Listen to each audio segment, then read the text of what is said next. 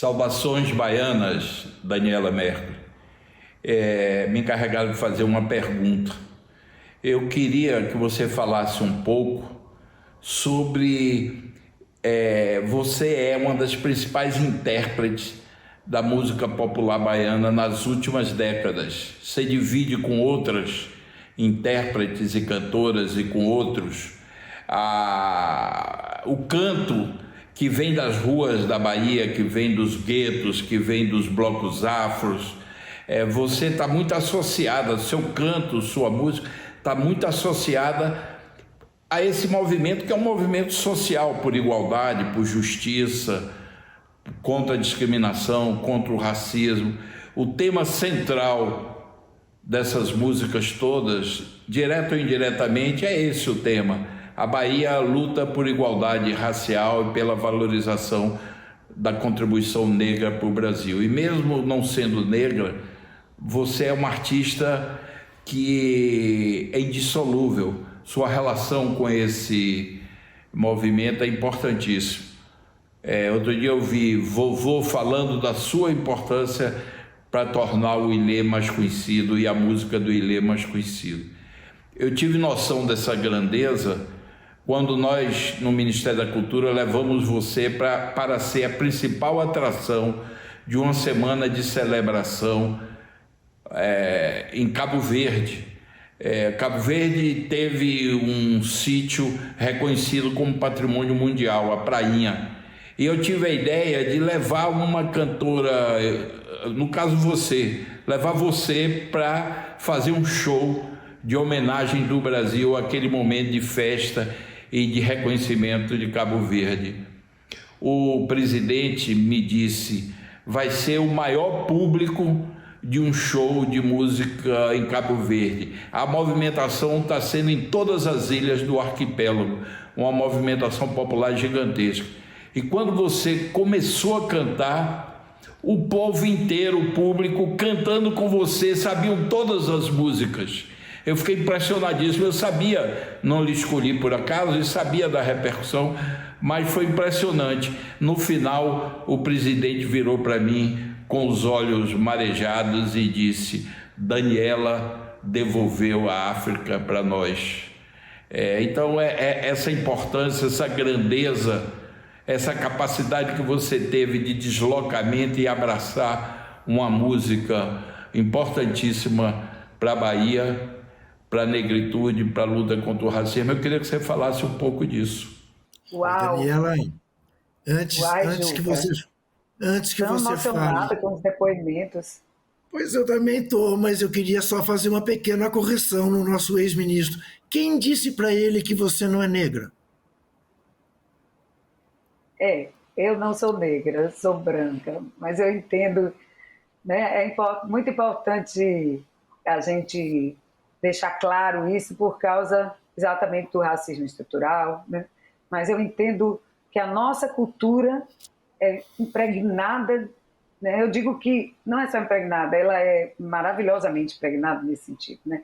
Ela é predominantemente africana, nesse lugar que é Salvador, e no estado também, eu acho que, né, a gente tem muitas manifestações que demonstram isso, inclusive o fato do samba de roda ser patrimônio histórico e ser daqui do Recôncavo, e não se saber exatamente onde o samba nasceu, se da Bahia ou no Rio, e vir o samba nascer do Mundu, de batidas do candomblé. Então a gente tem que agradecer muito a contribuição cultural, artística e cultural, engloba todas as contribuições dos povos africanos que vieram para cá, né? Então, realmente é difícil associar a pele à cultura totalmente, mas é preciso dizer isso por uma luta política agora, é lógico. Não, sempre foi necessário dizer, porque os brancos sempre foram privilegiados, de alguma forma.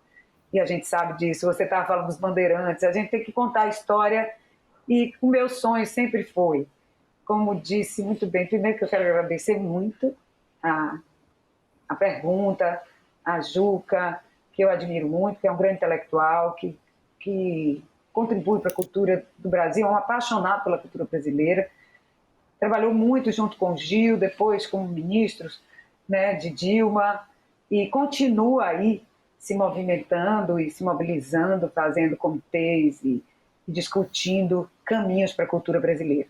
Ele fez o Plano Nacional de Cultura e a gente, lá atrás, junto com a sociedade, a gente vai aperfeiçoando, né, mas a partir de pessoas como ele. A Margarete, com certeza, também tem uma admiração muito grande por ele. E essa história de Cabo Verde é maravilhosa para as pessoas entenderem também no Brasil. Porque outro dia eu disse num programa de televisão que a Bahia influencia a música do mundo inteiro.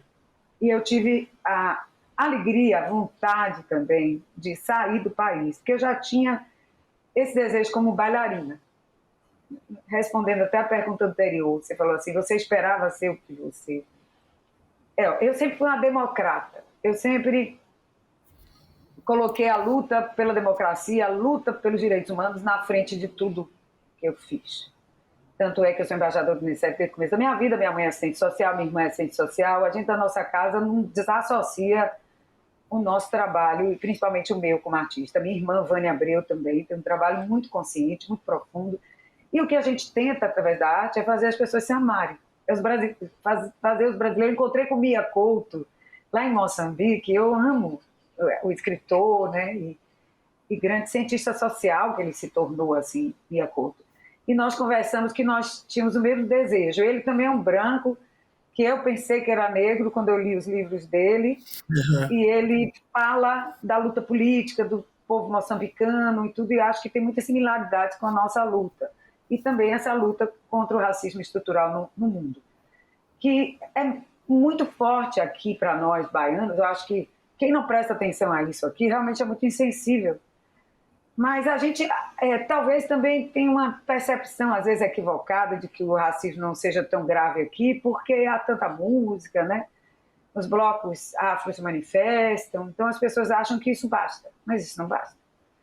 A gente tem uma desigualdade tamanha, né? O Norte e Nordeste só começaram a receber realmente verbas a partir dos governos do PT, e as pessoas só puderam se desenvolver e começar a sair da escravidão moderna. Inclusive, a gente tem ainda escravidão no campo. Eu não quero deixar de falar isso aqui, porque eu acho que eu tenho trabalhado com a OIT também, em ações. Inclusive, no meu último carnaval, daqui a pouco eu lanço para vocês um documentário que vai ser lançado na ONU de Nova York sobre exatamente o trabalho escravo ainda que existe, né, moderno.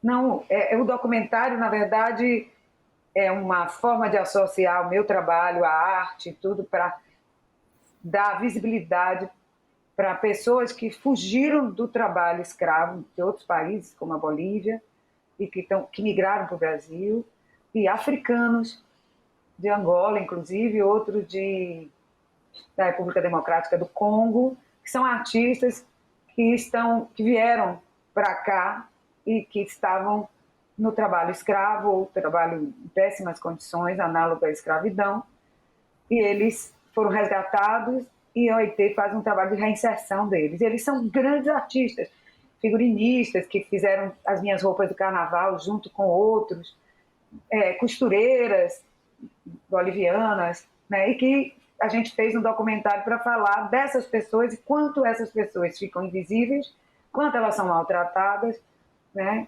E quanto a gente precisa lutar contra todo tipo de abuso, né, de poder em relação ao trabalho do outro. Né? Porque aqui no Norte e Nordeste, né, Suca, a gente ainda tem muito trabalho escravo no campo. As pessoas não ganham quase nada. E aí a gente falou de terra indígena, não sei o quê. Como a gente precisa. Daniela, veja o que acabou de acontecer no sul do Brasil, nas vinícolas. Né? Este é um fenômeno que temos que combater. Quando a Daniela se refere à OIT, ela está falando da Organização Internacional do Trabalho. Que é um organismo. Eu estou tão inserida em tantas. Isso, eu sei. Eu traduzo. O Ministério Público do Trabalho também.